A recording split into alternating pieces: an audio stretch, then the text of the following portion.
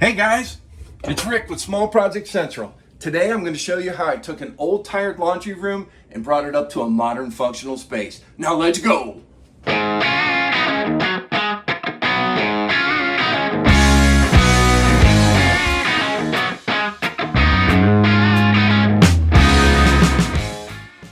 When we moved into our house a few years ago, most of the rooms were updated.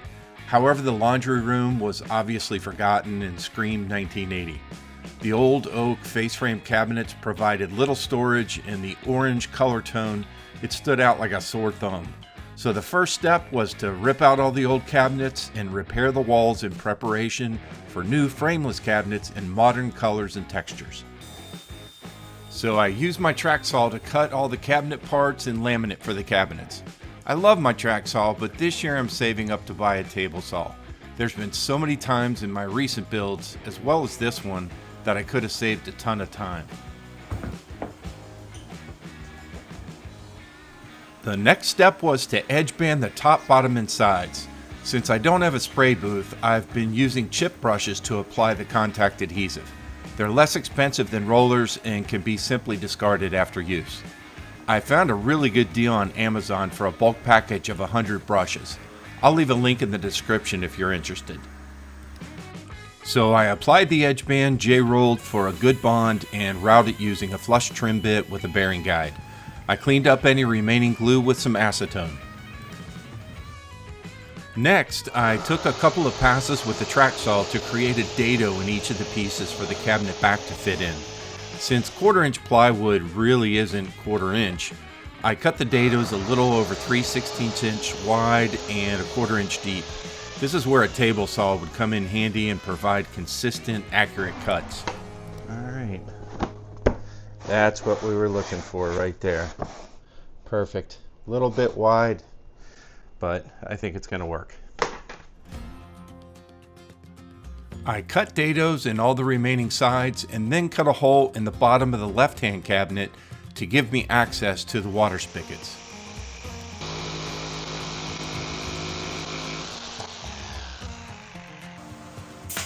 At this point, I began assembling the cabinets. Since the cabinets will be supported by the countertop over the washer and dryer, I just used 2-inch spack screws for assembly. I countersunk the screws so there would be no telegraphing on the sides, especially where I would apply the laminate. My original plan was to hang the cabinets using French cleats, but since I changed the design to go essentially from the top of the countertop to the ceiling, I wound up just using the cleat as a nailer strip. To provide adequate support for the countertop, I cut and edge banded a center support that would be placed between the washer and dryer. And I found a can of spray contact adhesive, which is definitely my preferred way to apply glue, especially for edge band.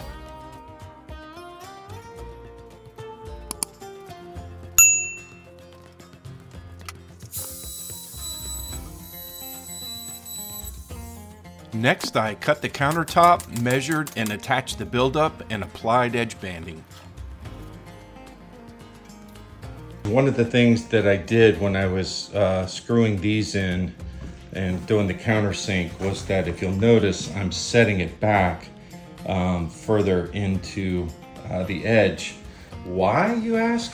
Well, if you saw one of my previous videos where I put the screw too close, when the router came by, the bearing went down into this little divot, and so you saw a divot on the front here. So I set all of these back and I have a perfectly straight edge. So it's looking good. Now to do the top. So it was rinse and repeat for the top with glue, J-rolling, and routing. We chose the Phoenix product for the countertop as it is super matte, soft touch, and it doesn't show fingerprints. And the gray color worked perfectly with the smoked steel color of the washer and dryer. The Phoenix product is available through any of the Formica distributors. I'll leave a link to the website in the description below, where you can even order some free samples.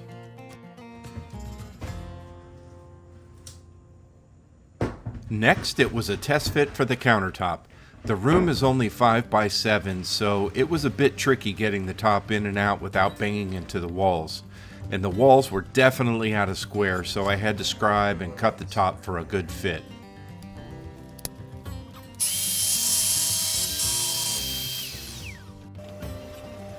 I put the left-hand cabinet in place so I could mark the position for the cutout. I first drilled holes in the corners of the cutout to avoid any square inside corners where stress cracking can occur. Then I used my Craig shelf pin jig to drill holes for my adjustable shelves.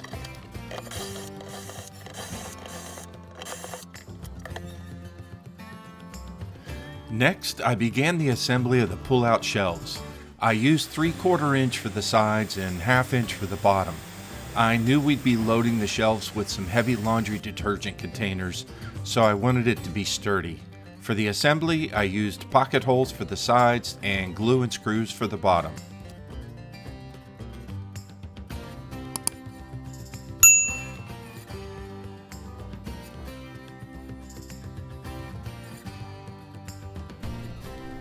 Okay, today, instead of my standard Formica that I use, I am using a high pressure laminate from Italy. It's called ARPA. I've Googled that, and ARPA in Italian means harp. So that was pretty cool. Anyway, the reason I chose this laminate is the texture on this is just so deep, and my wife wanted a white wood grain, so I thought that this would work out perfectly. So let's get these laid up and then get our shelves installed.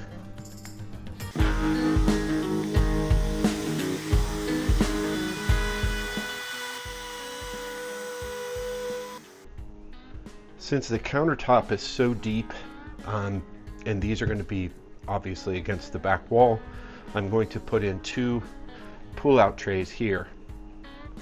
The one thing I'm concerned about, and I hope it works, is that I did not offset for the hinges. So I'm going to mount my hinge higher, but I'm still hoping that once that door is open all the way, that this pull-out will still clear it. Well, I made a small mock-up of the door, and sure enough, the pull-out would not work. So I went to plan B and cut the doors down to leave the bottom space open, which I would come to regret later. All right, a quick hack for saving a little bit of money is I just take a regular Tupperware and I line it with aluminum foil to use my contact.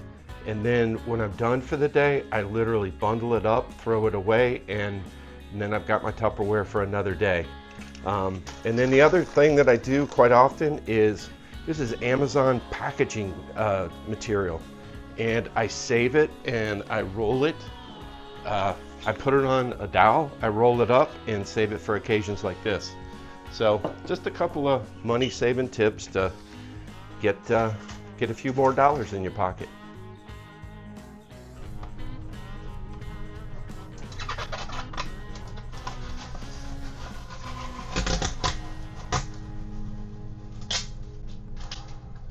Looking good.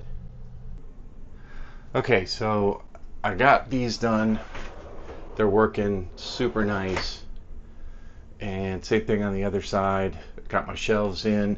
And then I wound up, we needed to put another, well, I should say my wife wanted another cabinet in here in the center. And so anyway, I got that installed. And now she says that she doesn't want to see this stuff. So I'm going to build a flip-up door and see if we can make that happen on both sides. This one will have to be a little narrower so it can clear this. But yep, that's next up. Since the cabinets were already installed and I needed to add a fixed shelf, I figured the best way to install it would be with pocket screws. I was in a rush to get it done and did it freehand. Looking back, I should have cut a couple of temporary panels to serve as guides for the shelf placement. Once the fixed shelves were installed, I cut and laminated the flip-up doors. I used soft close hinges so the doors would not slam shut. Installing these doors definitely proved to be a challenge. All right, I got my mounting plates up, and Let's see if we can get this thing to snap on there. This is gonna be crazy. What in the world? I got one. Come on, baby.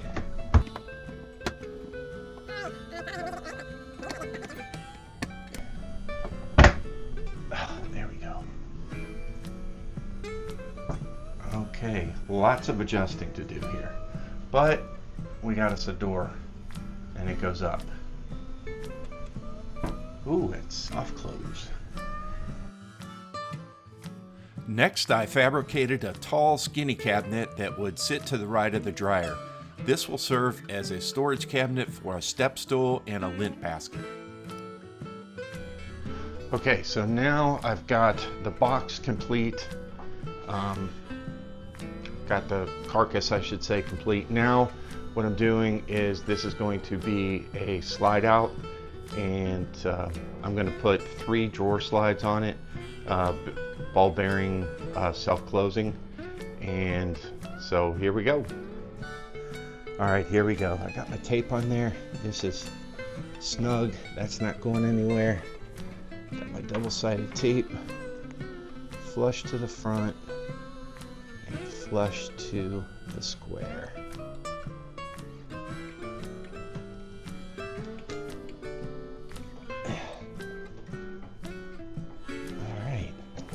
So now I should be able to come, pop a couple screws in there, and I should be good to go. 2 more.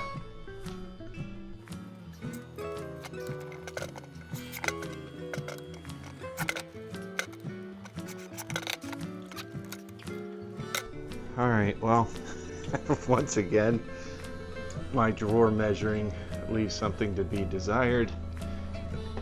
I thought I had left myself a good 1/16 of an inch, and it appears that I do have that on the bottom, but on the top here, yeah, it is flush up against that. So what I'm going to do is I'm actually going to route out a groove on the back of this to accommodate the slides for each of the slides, and that should bump it over enough to make it move freely. So let's give it a shot.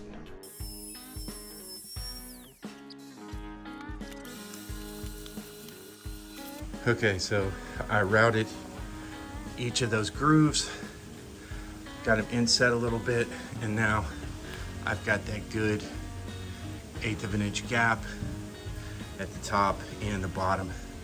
So now just gonna pop a couple of screws into there, pull the whole thing out, and finish screwing it together. All right, so we're coming to a close here. Just got to build the countertop here, and I've got my pull out here, which is looking fantastic. Got a spot for my lint basket, and then also I'm going to put a little stool right there, a little folding stool, so that we can reach the cabinets up above. So it's working perfectly, nice and smooth. So last little bit. Okay, so I've got a challenge. We're coming down to the last bit here. This is the door for my pull-out. This is my little countertop that I'm building that's going to go on top of the pull-out. But here's the challenge, is the longest piece that I had only comes down to this line. And so what I'm going to do is I'm going to make a two-tone, because trying to match up the wood grain would be, I think it would stand out. And so I'm going to put the Phoenix, the gray Phoenix color here, the white wood grain here, and this will kind of blend into the toe kick. So I laminated the edges and was really pleased on how well the butt joints worked. If you've seen any of my other videos, you know that I have essential tremors, and detail work like this can be a challenge for me. But the joints came out clean and I was super happy with the results. But next time I need to do a little better planning so I don't come up short. And I'm going to roll this straight into that joint so that it's nice and tight. There it is. Look at that. Sweet. All right. I was in the home stretch on this project and was excited to see it all come together. Last up was to attach the pull-out drawer front and attach some decorative hardware. My goal is to also have a custom 3D printed lint basket made.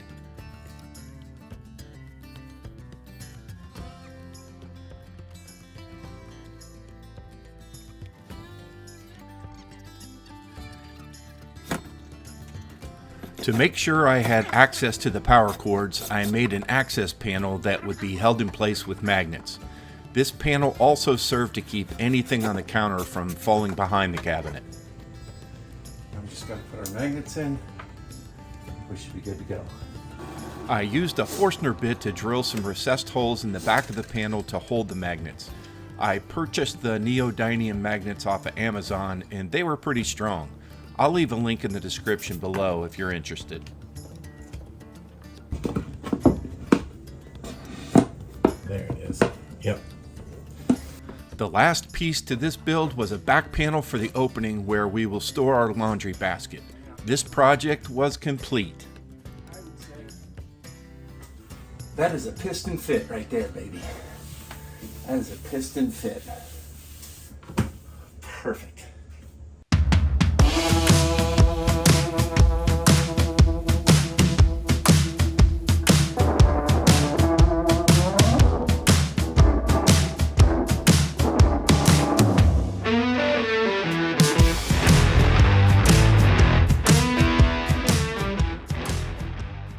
Thanks for watching. Join me next time as I continue my shop build out and try out some new tools. Until next time, get out and make something cool.